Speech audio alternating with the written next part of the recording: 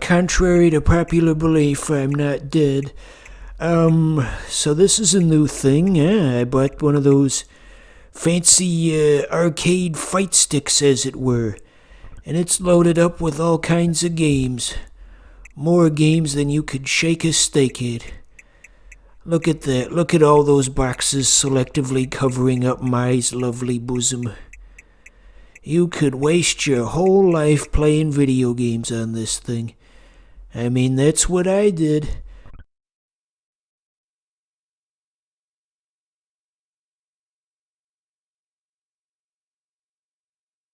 Anyway, let's play the game. As they say in the Japanese commercial for Super Mario RPG, gonna play the game. Okay, so if by some chance you, the viewer, are gonna buy a Neo Geo Arcade Pro fight stick, here's some valuable information on how to play the game. They're gonna demonstrate with the characters. See, when you get into the top attack range, you don't gotta take shit from nobody anymore. See, watch what he's gonna do. Yeah, take that, Andy Bogard. Okay, damn it. It did the thing. Hang on. It's not supposed to be 2 players. Let's see here. Okay, yeah, flip those around.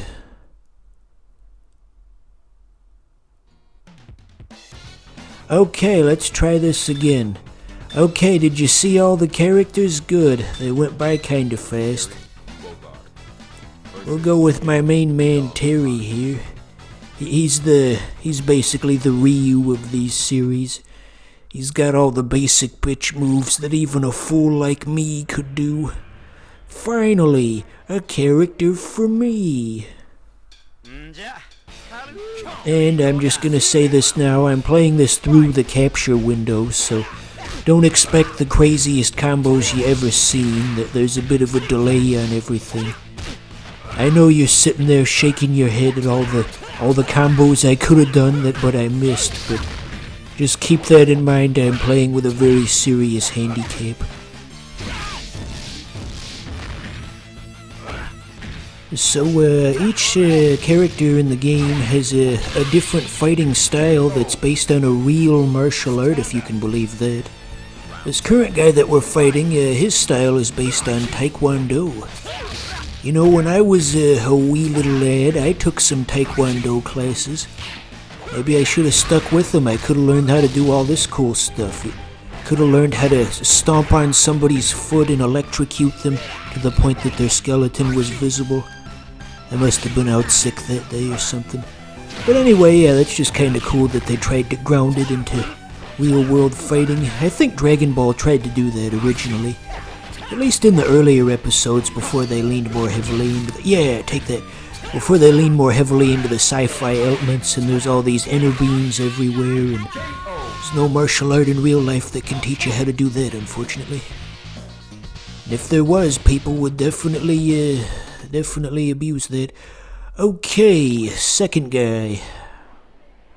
No, wait, it's this guy who does Taekwondo. Well, what was the other guy then?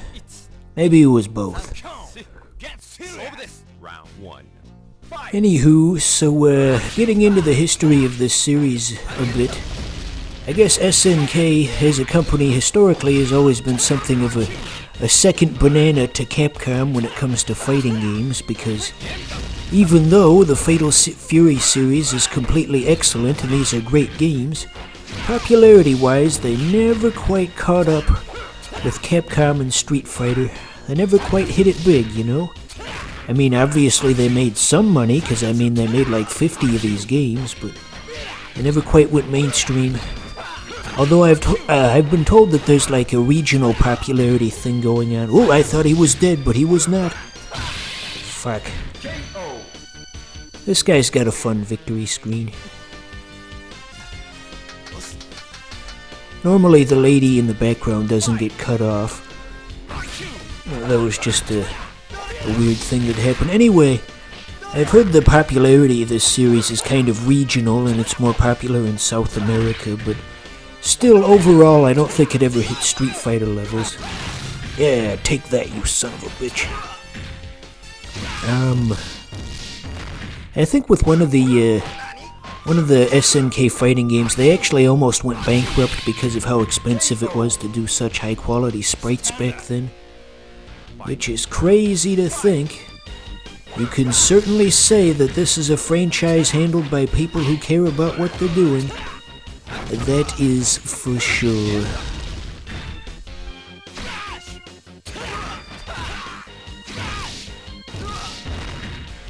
So, I'd say I'm doing a half-decent job of showing off all of Terry's different moves to you, the audience.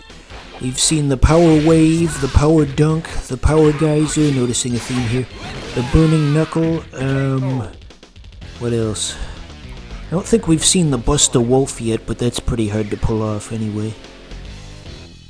There's the one where he does like the helicopter spin kick. We haven't seen that one, but once again, that's a bit of a tricky one. Gotta put in more virtual quarters. And look, they give you the option to make things easier the next time around, you pussy little bitch. You don't even have to play the game, they'll just do it for you.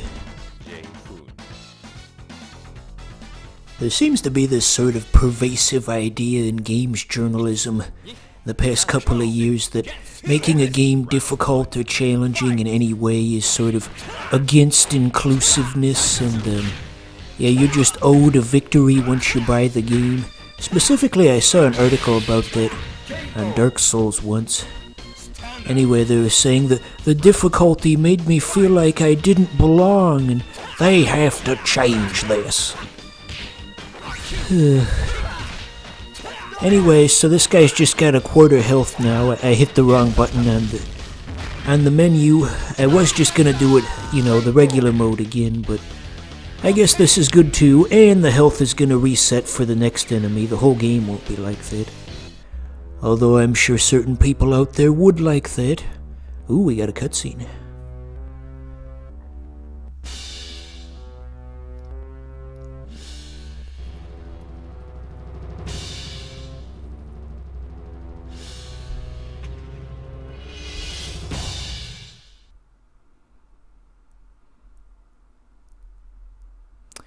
Yeah, pretty neat, huh? This was ambitious stuff. Cutscenes in a fighting game. Did this game make its budget back? I genuinely wonder about that. Considering they haven't had a proper Fatal Fury since and it's just been King of Fighters, maybe not. So this guy, as you may have... he's just doing the same move over again. This guy, as you might have surmised, his style is based on wrestling. So I guess you could call that a martial art. Real wrestling, that is, not like Vince McMahon wrestling. Ever see Emp Lemon's video about the history of the WWE? That is a good video. They threw Mick Foley on the big pile of thumbtacks. Anything could happen back then. So yeah, I think this might be the last enemy we fight, as you might have surmised by the time remaining in the video. There really is no in-between with fighting game AI. They're either just gonna stand there like some kind of invalid, or they're gonna read all of your inputs and do 5 moves in the time that it takes you to do 1. By chance, does anybody know if you get to throw Geese Howard off of a building at the end of this game? I know that's like a staple of this series, but I've never gotten far enough to confirm it, and also I don't think Geese Howard is a character in this game, so I'm sure you do. I mean, that's such a big thing for them. Good lord. Look at that. But yeah, that's like an iconic gaming moment. They wouldn't leave that out. They even referenced it in the Smash Bros. Trailer where they revealed Terry all those years ago, remember? And then they threw an actual man off of the Nintendo New York store roof just to better authenticate, no, not authenticate, Well, this joke just kind of died on the vine. Anyway, I guess you kind of get the gist of Garo.